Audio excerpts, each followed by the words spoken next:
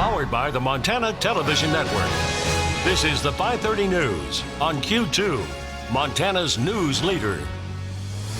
Good evening and thanks for joining us. I'm Russ Riesinger. And I'm Janelle Slade. The most contentious topic the Billings City Council has seen in the past decade has new life. The controversial decision on a non-discrimination ordinance for Billings drew big crowds for debate back in 2014. Councilmember Penny Ronning introduced an initiative this week to bring it up again. An NDO is a law designed to prevent discrimination based on sexual orientation or gender identity when it comes to employment, housing, or public accommodation. The councilwoman believes an NDO would promote economic prosperity in Billings by making it more welcoming to new residents. Q2's Mitch Leahy talked with her today to learn more. Mitch? Russ and Jeanelle, the first thing that's different about this effort is the name. Ronning isn't calling it a non-discrimination ordinance. Instead, she's calling it a welcoming diversity ordinance after the Billings City motto. Former Councilmember Brent Cromley introduced an NDO in October last year, but later withdrew. Ronning thinks the ordinance would bring economic prosperity to Billings by making it a more welcoming place to live. Even though the ordinance definitely has legal language in it that, clearly states that discrimination is not acceptable and would be against the city ordinance, it really is about making Billings a truly welcoming community where all people and businesses can succeed. And so that's why I'm calling it a welcoming diversity ordinance.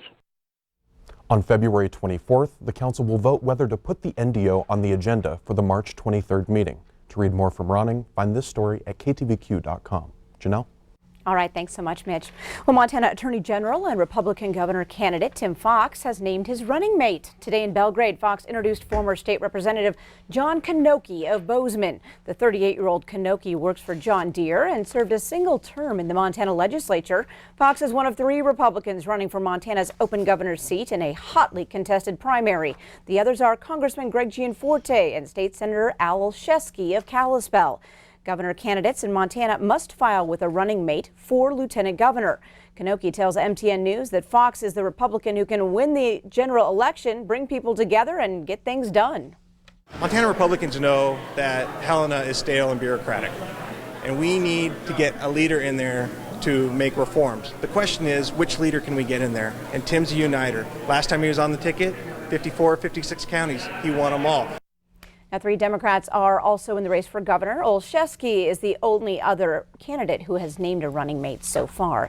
That primary is June 2nd. Well, it's no secret that this is a big campaign year, both in Montana and the nation. MTN News will be bringing you complete, in-depth campaign coverage as the races unfold in the Big Sky State all the way up to Election Day. Today, we kick off our coverage with an overview of perhaps the most watched race in the state right now, the 3-man Republican primary for governor. Here's MTN Chief Political Reporter Mike Dennison. Republicans have made significant gains in Montana the past decade, but when it comes to the governor's chair, they've been on the outside looking in for almost 16 years. Now, 3 men each say they're the person to end that dry spell. Congressman Greg Gianforte, Attorney General Tim Fox, and State Senator Al Olszewski.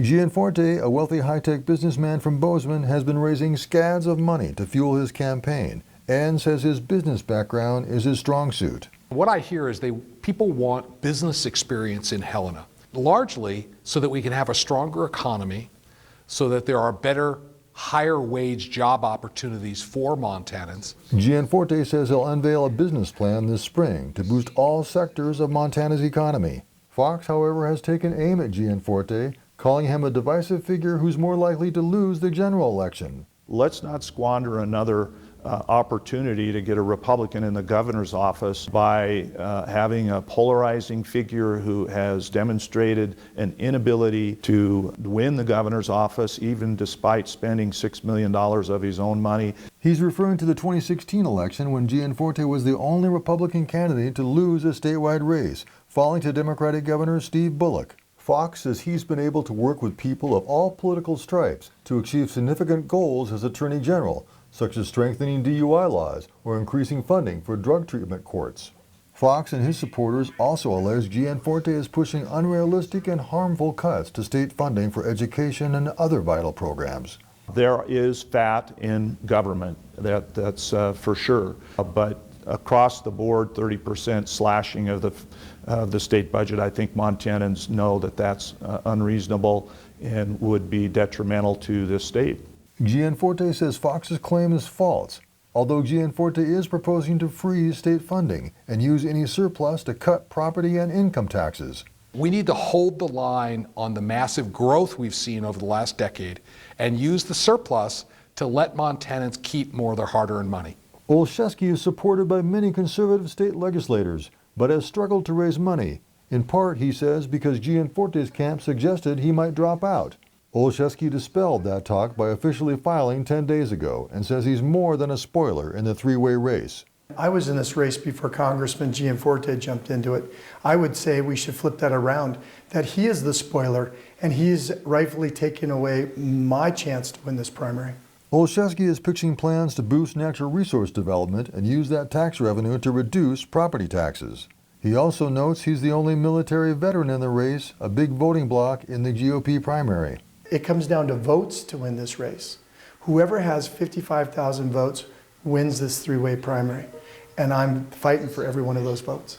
Conventional wisdom says Gianforte is the favorite, but we have 4 months until Election Day. A lot can happen between now and then, and we'll have a lot more to report on this crucial race.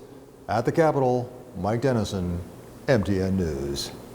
And the three Democratic candidates running for governor will be here on stage in Billings for their first debate. Lieutenant Governor Mike Cooney, Whitney Williams, and House Minority Leader Casey Schreiner will take part in a forum sponsored by the MSUB Democrats and the Yellowstone Democratic Central Committee. It takes place Wednesday, February 12th, beginning at 6 p.m. at MSUB's Petro Theater.